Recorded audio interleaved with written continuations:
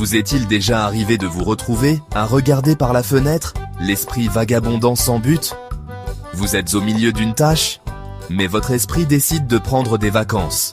On connaît tous cette sensation. C'est l'esprit vagabond, un compagnon familier de notre quotidien. Parfois, c'est une pensée fugitive, d'autres fois une rêverie à part entière. L'esprit, semble-t-il, a sa propre vie. Il adore vagabonder, explorer les recoins cachés de notre imagination.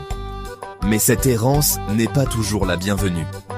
On se réprimande, on la qualifie d'improductive, on aspire à la concentration, à un esprit qui s'en tient à la tâche à accomplir. Mais que se passe-t-il si cette errance est plus complexe qu'il n'y paraît? On associe souvent un esprit vagabond à une absence de pensée. On suppose que si l'on ne se concentre pas consciemment sur quelque chose, alors on ne pense pas du tout. Mais est-ce vraiment si simple? En réalité, notre esprit travaille constamment, même lorsqu'on n'en a pas conscience. Tout comme notre cœur continue de battre, notre cerveau continue de stimuler des neurones. Il traite des informations, établit des connexions et génère des idées. Tout cela en arrière-plan. Donc, un esprit vagabond n'est pas un esprit vide. C'est simplement un esprit libre d'explorer sans destination précise.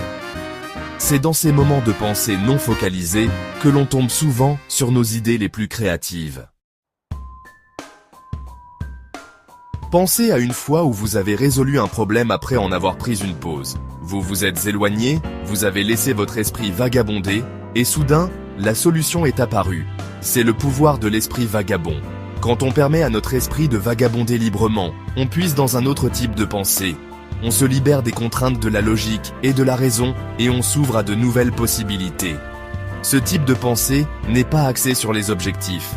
Il s'agit d'établir des liens, de repérer des schémas, et de générer de nouvelles idées.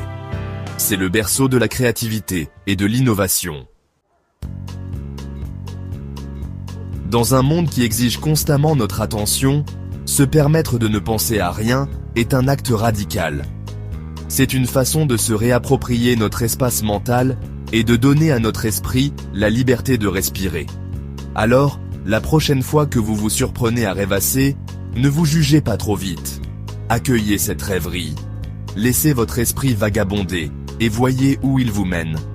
Vous pourriez être surpris par ce que vous découvrez. L'art de ne rien faire, de laisser l'esprit vagabonder, est une compétence qu'il vaut la peine de cultiver. C'est dans ces moments de liberté mentale